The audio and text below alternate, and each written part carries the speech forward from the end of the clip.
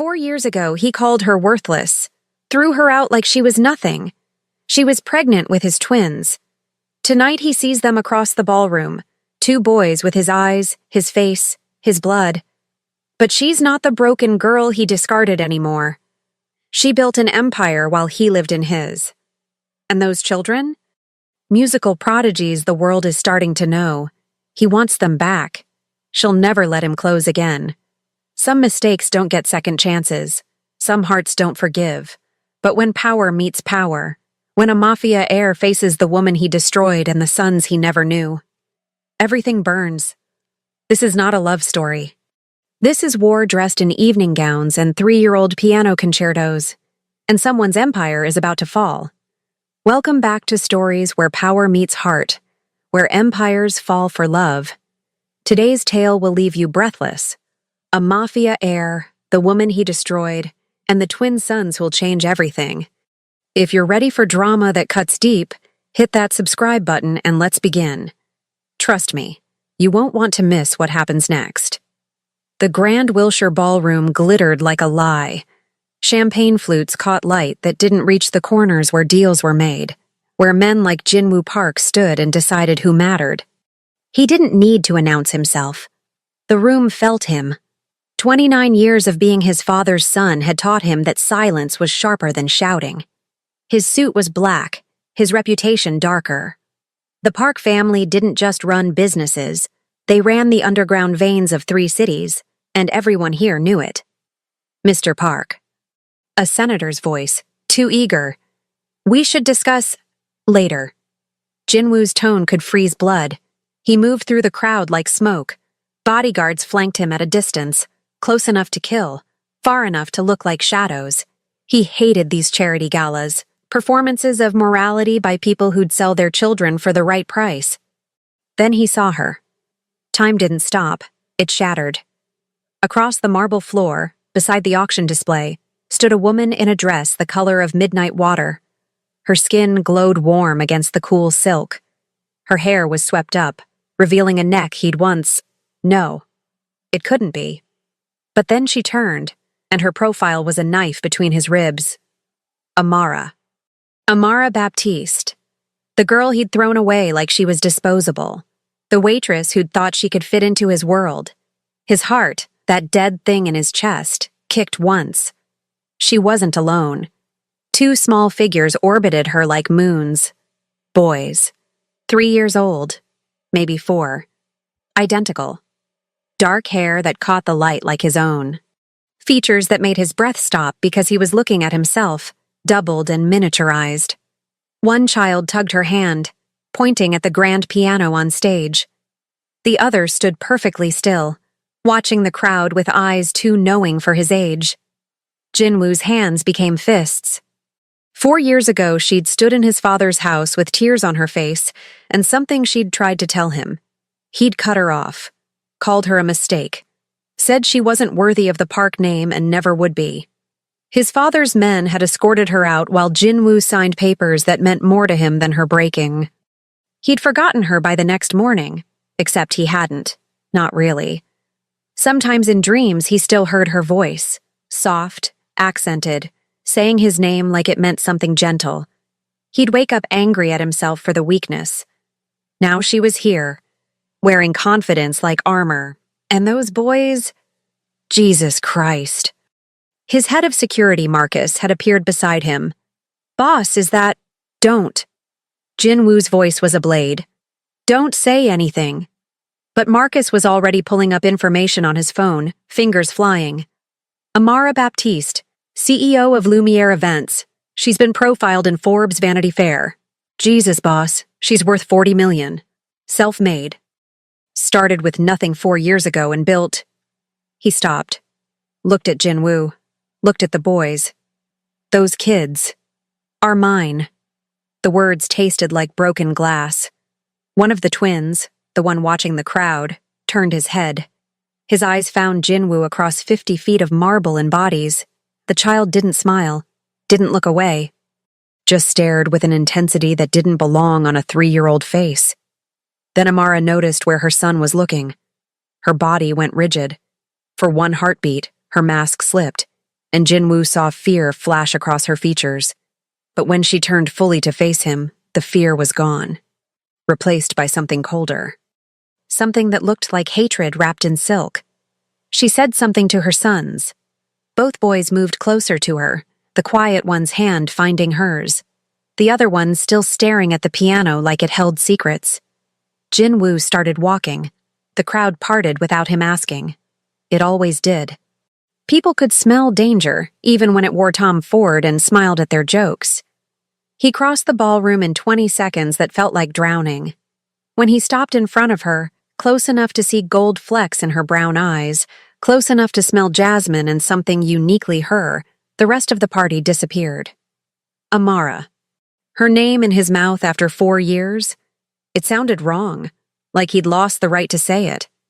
Mr. Park. Her voice was steady, professional, like he was a stranger. I didn't expect to see you here. Liar. This was his city, his territory. She'd known exactly what walking into this event meant. His eyes dropped to the boys. They both stared back at him. The resemblance was undeniable. His bone structure, his intensity, even the way they held themselves. We need to talk. No. The word was soft but absolute. We don't. Those are my sons. These are my sons. She emphasized the possessive like a weapon. You made it very clear 4 years ago that you wanted nothing to do with me or anything that came from me. That hasn't changed. One of the twins tugged her dress. Mama, can we see the piano now? His voice was small but clear. Mama. The word did something violent to Jinwoo's chest. In a moment, Elias. She touched the boy's head gently. Elias, Jinwoo repeated. And the other one? Is none of your concern. Her smile was poison wrapped in politeness.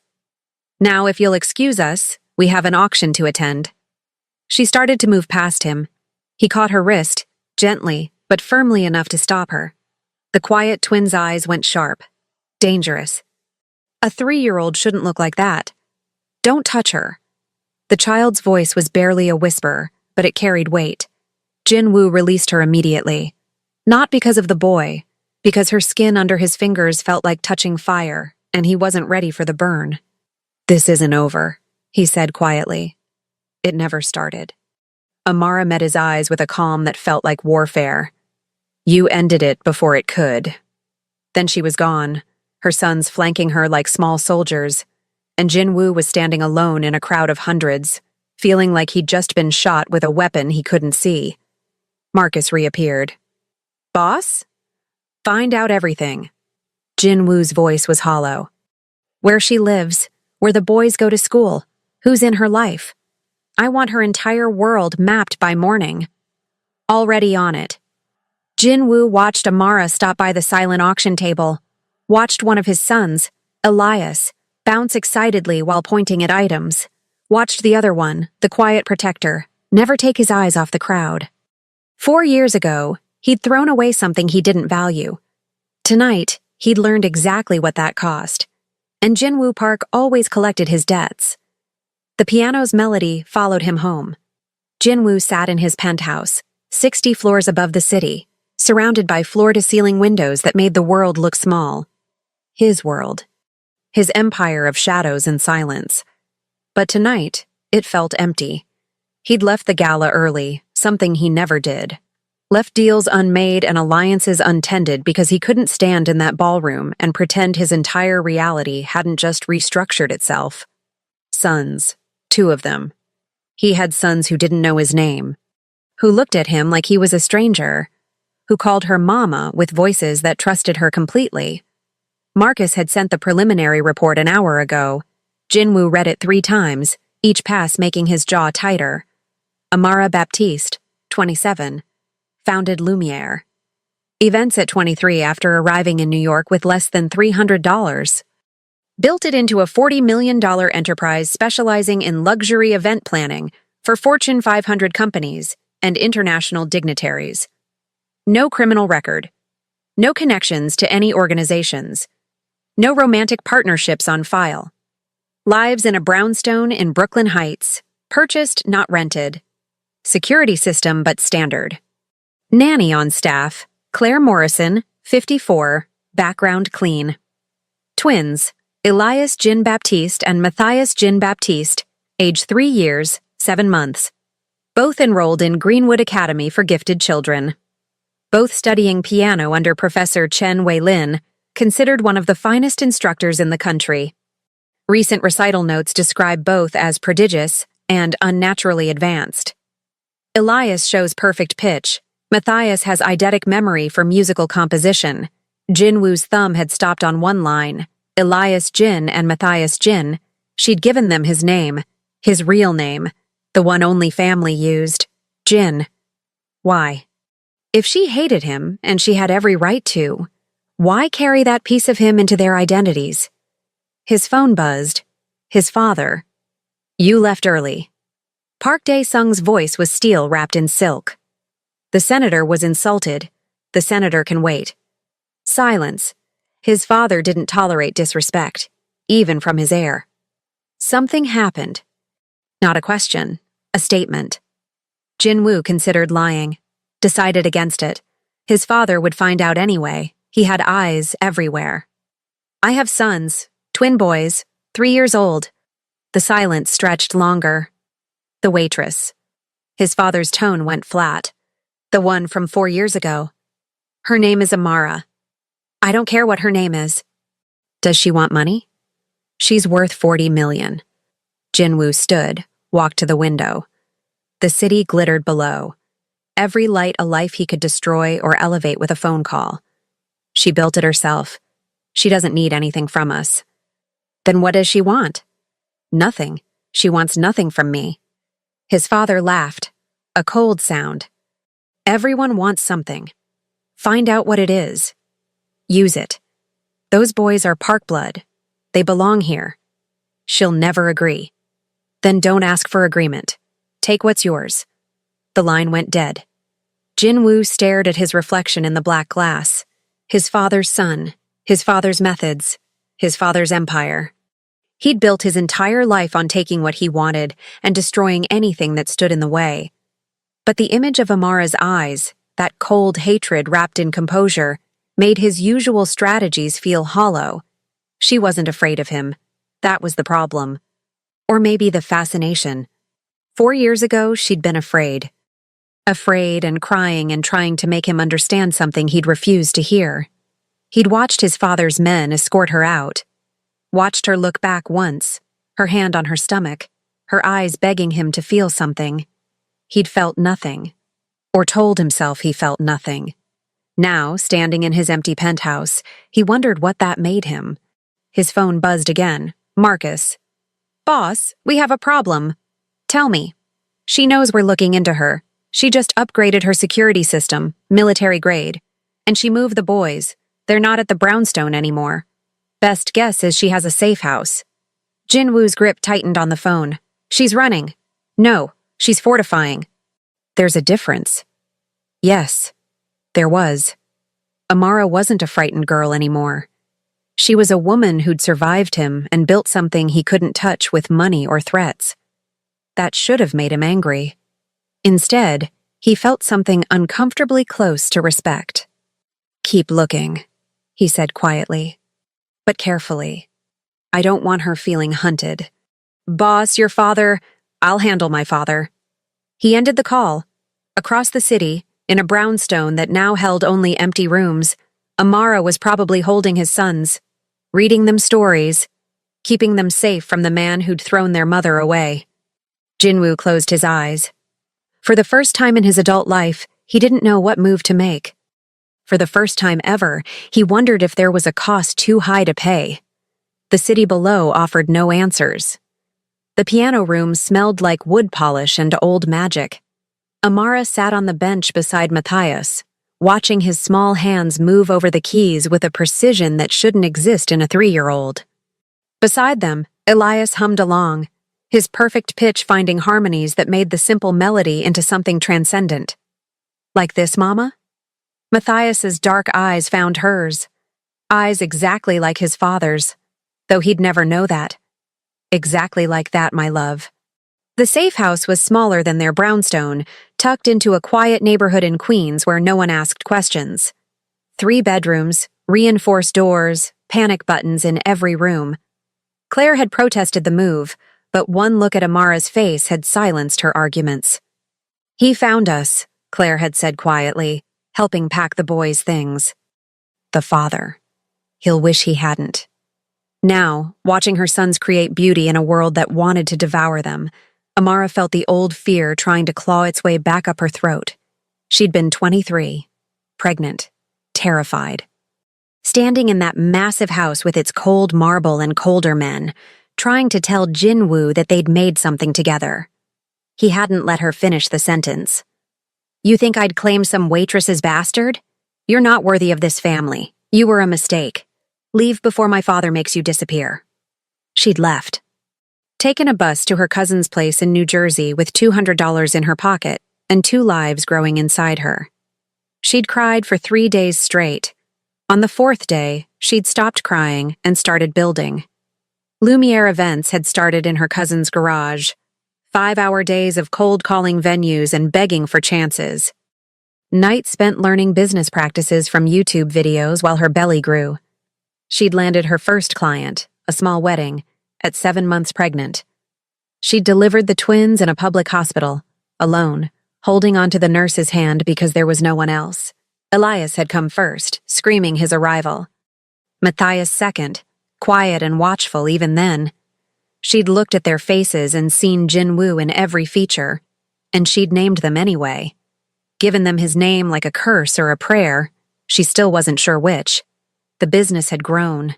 Her reputation for creating magic out of nothing had spread.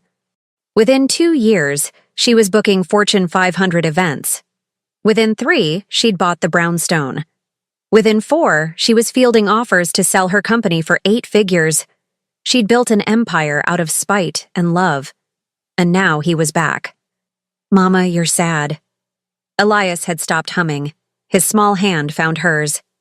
"No, baby. Just thinking." "About the tall man?" Matthias's fingers stilled on the keys.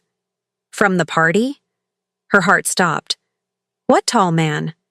"The one who looked at us like we were ghosts." Matthias turned on the bench to face her fully. He had scary eyes, but sad eyes too. 3 years old.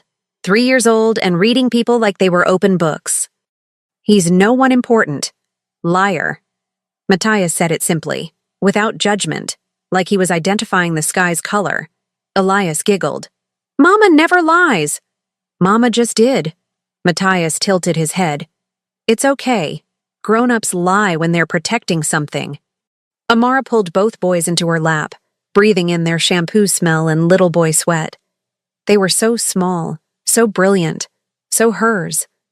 "I'll always protect you," she whispered into their hair. "Always." "We know." Elias snuggled closer. "You're the strongest person in the world." "Stronger than the tall man?" Matthias asked quietly. "Stronger than anyone." But even as she said it, she remembered Jinwoo's eyes across that ballroom. Remembered the way he'd looked at the boys, like something inside him had broken and reformed wrong. He'd wanted nothing 4 years ago. What did he want now? Her phone buzzed, unknown number. She considered ignoring it, answered anyway. "Ms. Baptiste." The voice was professional, female. "My name is Grace Park. I'm Mr. Park Jinwoo's personal attorney. He'd like to arrange a meeting to discuss the children." Amara's blood went cold. "There's nothing to discuss. Mr. Park is prepared to offer substantial financial support for— I don't want his money, and requests the opportunity to establish a relationship with his sons." "No. Ms. Baptiste, Mr. Park is willing to be reasonable, but his family has certain expectations regarding bloodline and— Tell Mr. Park that if he comes near my children, I'll destroy him." Amara's voice was steady. Quiet. Absolutely serious. "Tell him I have documentation, photos, witnesses to how he treated me 4 years ago. Tell him I'll go to every media outlet in this city and tell them exactly what kind of man the Park heir really is." Silence on the other end. "He'll fight you in court. He has resources you can't imagine. Then we'll both burn. Amara smiled without warmth. But my sons will still be mine. Do you understand? I'll relay your message. The line went dead. Both boys were staring at her. Mama's really strong, Elias whispered. Matthias just nodded, like he'd expected nothing less. That night, after she'd put them to bed and checked every lock twice, Amara stood in her own room and let herself feel it. The fear, the rage, the part of her that still remembered loving Jin-woo before she understood what he was. He'd called her worthless. Now she was worth more than most of the people in his world. He'd thrown her away. Now she'd burn his empire down if he tried to take her children. Some ghosts came back as monsters. Some came back as mothers. And mothers, Amara had learned, were far more dangerous. Jin-woo received Amara's threat at 2 a.m. Grace had delivered it word for word, her voice carefully neutral. She said she'll destroy you. She has documentation. Witnesses. She'll go to every media outlet. He'd dismissed Grace and sat in the dark of his office, turning the threat over in his mind like a puzzle piece that didn't fit anywhere. Most people threatened him with violence, with exposure of his family's underground dealings, with betrayal or competition. No one threatened him with the truth of who he'd been 4 years ago. A young man cruel enough to throw away a pregnant woman because she didn't fit the image his father demanded. The documentation would be hospital records. Probably testimony from the staff at his father's house who'd witnessed the scene. Maybe recordings, security footage he'd never thought to erase because why would he? She'd been nobody. Now she was somebody who could make him bleed in ways his enemies never had. Not with bullets. With shame. His phone lit up. His father. The woman sent lawyers papers, Dae-sung said without preamble. Cease and desist. She's claiming harassment. She's threatening to go public with allegations of emotional abuse and abandonment. She's not bluffing. Then make her disappear. Jin-woo's hand tightened on the phone. No. Silence. The dangerous kind. What did you say to me? I said no. Jin-woo stood, walked to the window overlooking the city that feared his name. She's the mother of my children. We don't touch her. Your children. His father's laugh was acid. You don't even know them. They're strangers with your blood. The woman is using them as weapons. The woman is protecting them, from us, and she's right to. You're thinking with sentiment, weakness. I didn't raise you to be weak. You raised me to be you. Jin-woo's voice went quiet. Maybe that's the problem. He ended the call before his father could respond. Threw the phone onto his desk hard enough to crack the screen. His reflection in the window looked back at him. 39 years of becoming exactly what his father demanded. A man who felt nothing. Took everything. Built an empire on the bones of anyone who stood in his way. And for what? So he could stand alone in the dark, wanting something he'd destroyed before he understood its value? By dawn, he'd made a decision. At 8 a.m., he walked into Lumiere Events office building in Midtown. No bodyguards, no warnings. Just him in a suit that cost more than most people's cars, carrying nothing but the weight of 4 years' worth of regret. The receptionist went pale. Mr. Park, Ms. Baptiste isn't expecting... Tell her I'm here. Tell her I'm not leaving until she sees me. 20 minutes later, Amara's assistant, a sharp-eyed woman named Sienna, appeared. Ms. Baptiste will give you 5 minutes. Follow me. He followed. Amara's office was on the 20th floor, overlooking Central Park. Floor-to-ceiling windows, minimalist furniture, artwork that spoke of taste and resources. Everything about the space screamed success. She sat behind her desk in a cream blouse and tailored pants, her hair pulled back, her expression carved from ice. 5 minutes, she said. Starting now. Jin-woo closed the door behind him, stayed standing because sitting felt like asking permission he hadn't earned. I'm not here to threaten you, or take the boys, or fight you in court. Her expression didn't change. Then why are you here? To apologize. That got a reaction. Her eyes widened fractionally before the mask slammed back down. 4 years too late. I know. He took one step closer. She tensed. He stopped. I was 25. Stupid. Cruel. My father had spent my entire life teaching me that sentiment was weakness, and anyone outside our world was disposable. You came to me pregnant and terrified, and His voice cracked. He let it. I threw you away like you were nothing, like what we'd had meant nothing. It didn't mean anything to you. Her voice was steady, but he saw her hands grip the desk edge. I was a mistake you wanted erased. You were the only real thing in my life, and I was too much of a coward to admit I wanted something my father wouldn't approve of. She stood abruptly. Don't you dare rewrite history to make yourself the victim. I'm not. Jinwoo met her eyes. I was the villain. I destroyed something beautiful because I was too afraid to be anything other than what my father built. And I've spent 4 years becoming more of what he wanted, harder, colder, emptier, until last night when I saw you and them, and I realized I'd traded everything that mattered for an empire that means nothing. Amara's laugh was bitter. So now you want redemption? Forgiveness? You think one apology erases what you did? No. He shook his head.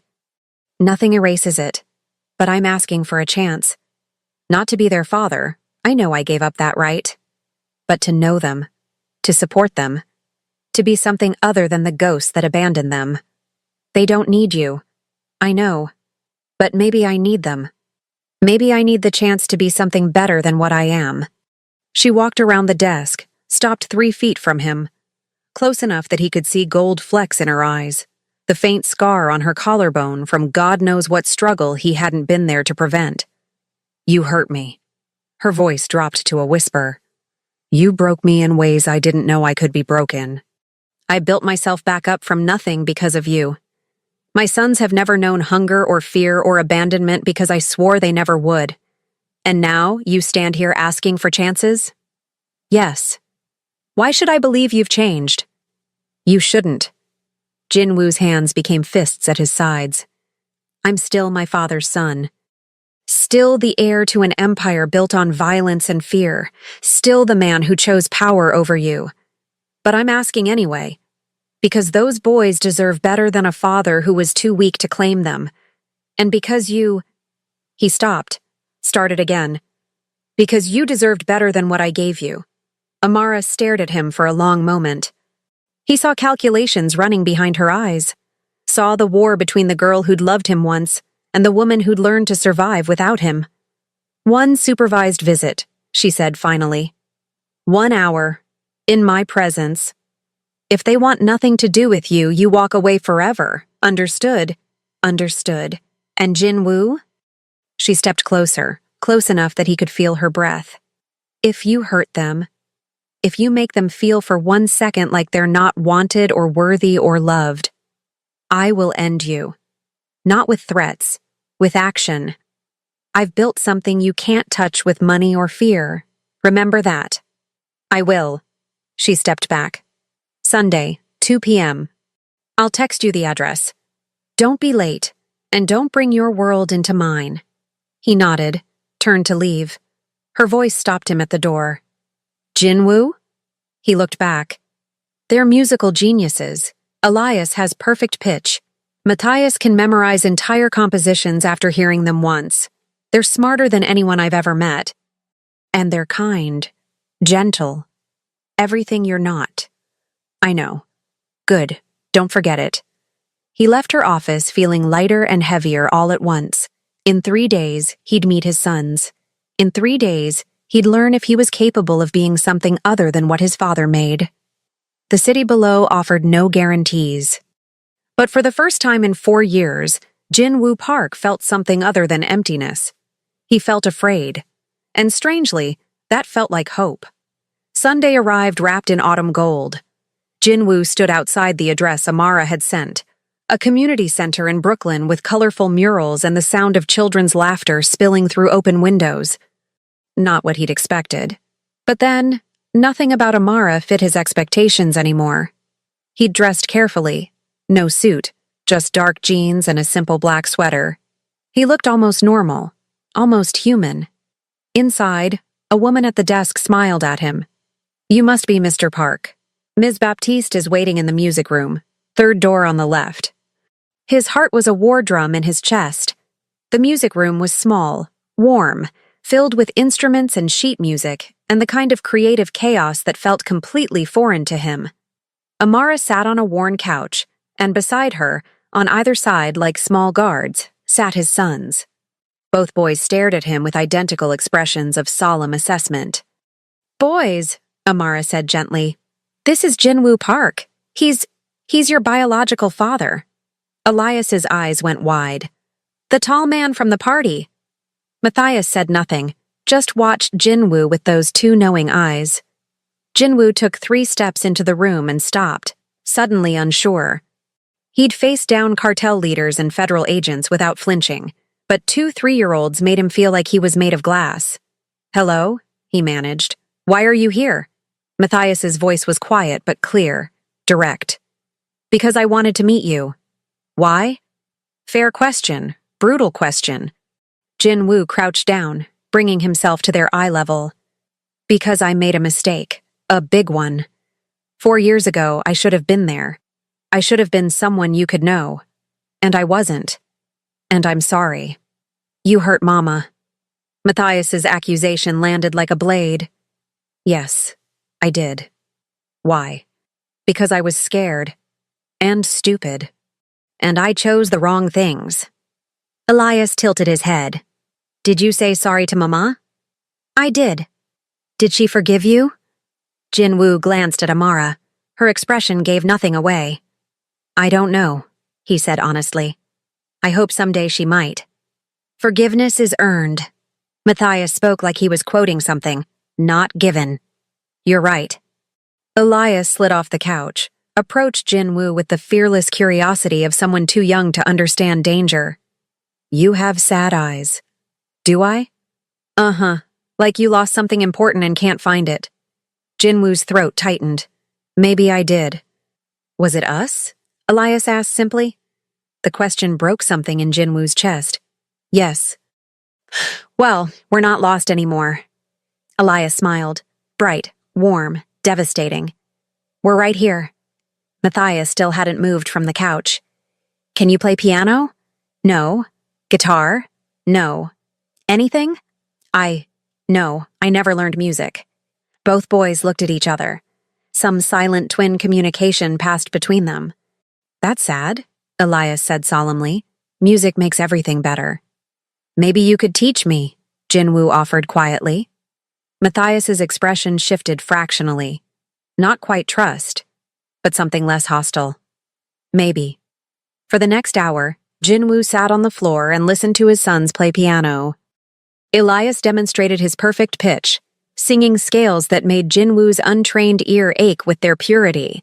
Matthias played a Chopin nocturne from memory, his small hands moving with impossible grace. Amara watched from the couch, her eyes never leaving Jinwoo's face, reading him like he was a book written in a language only she understood. "Where do you live?" Elias asked during a break, swinging his legs from the piano bench. "In a tall building. Very tall." "Do you have toys?" "No." "That's sad, too."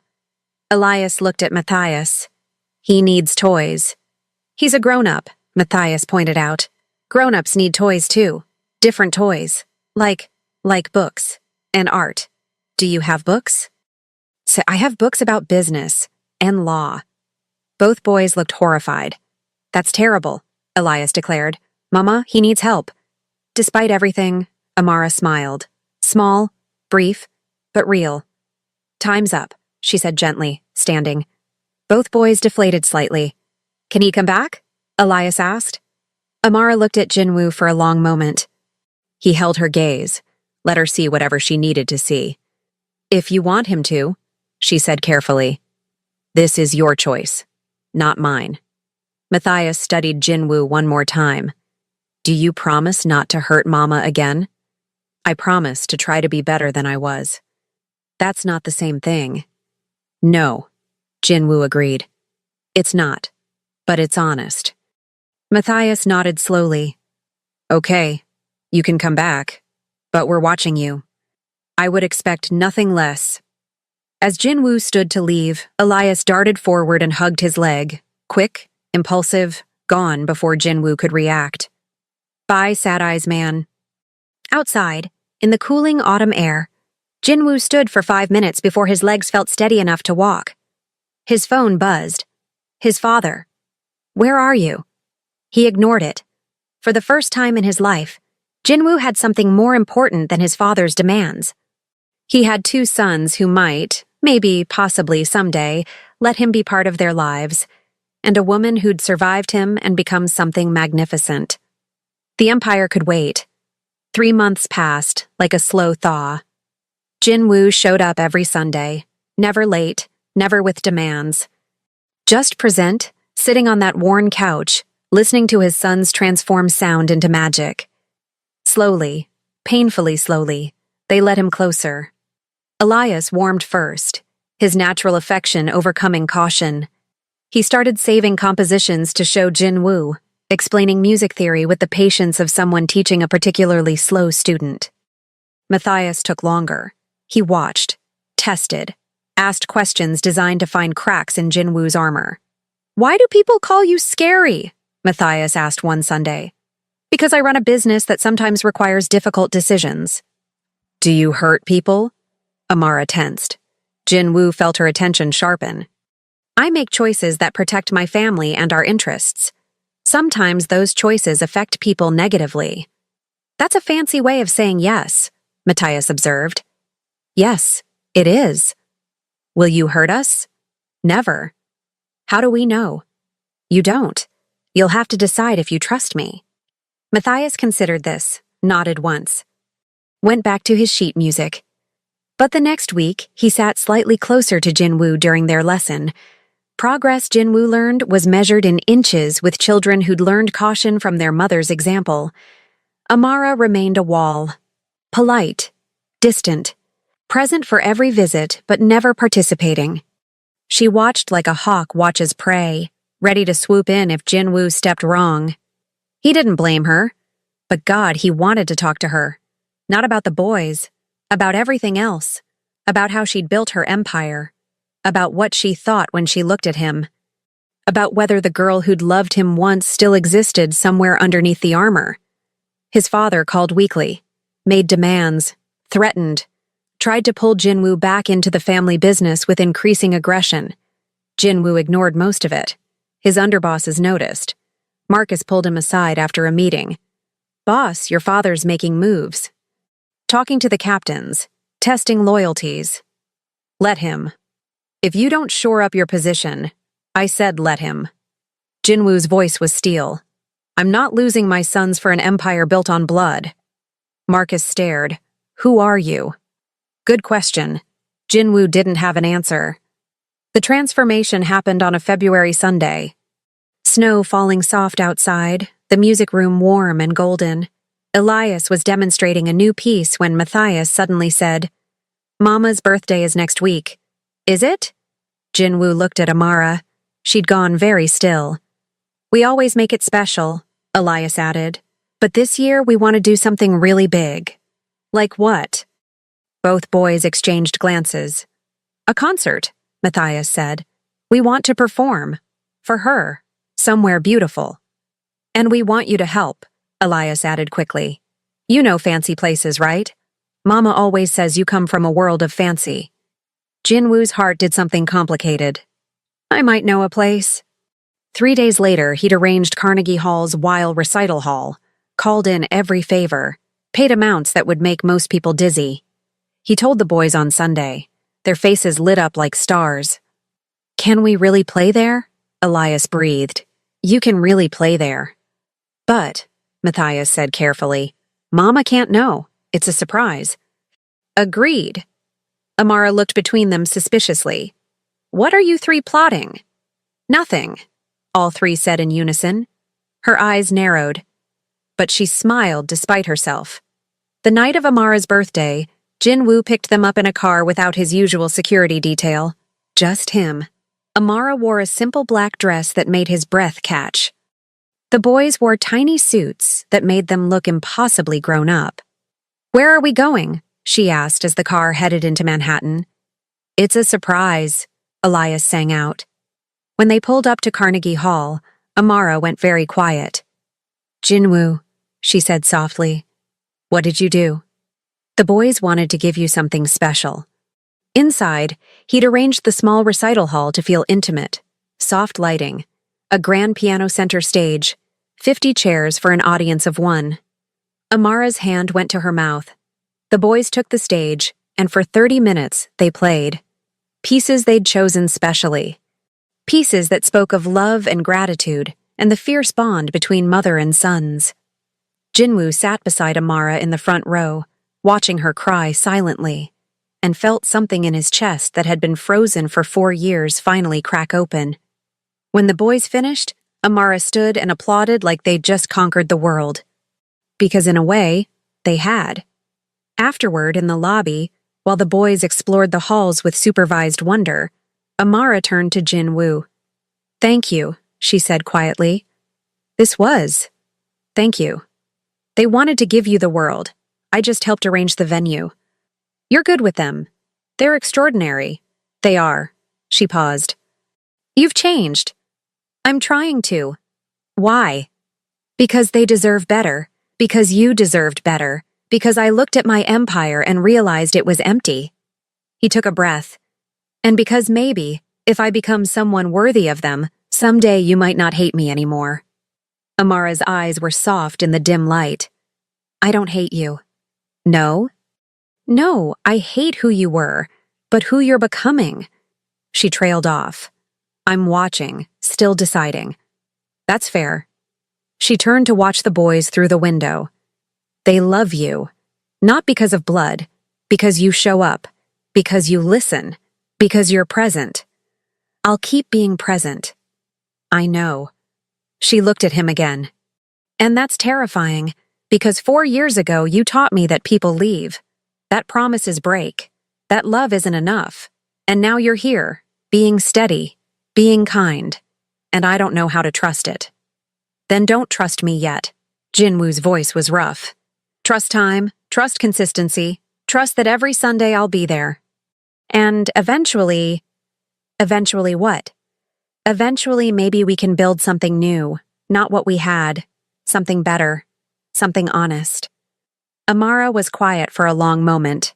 Then, we'll see. It wasn't forgiveness, but it wasn't hatred either. And for Jinwoo Park, who'd spent 4 years in the cold, it felt like sunlight breaking through storm clouds. The boys ran back, faces flushed with excitement. Can we do this again? Elias asked. Anytime you want, Jinwoo promised. Matthias slipped his small hand into Jinwoo's. Thanks for making Mama smile. Thank you for letting me try. As they left Carnegie Hall, snow falling soft on the city that had witnessed both their breaking and their slow, painful healing, Jinwoo realized something. He'd spent his life building an empire of shadows. But here, with these 3 people, a woman made of fire and survival, and 2 small boys made of music and light, he was building something better. He was building home. And for the first time in 39 years, that felt like enough. The end.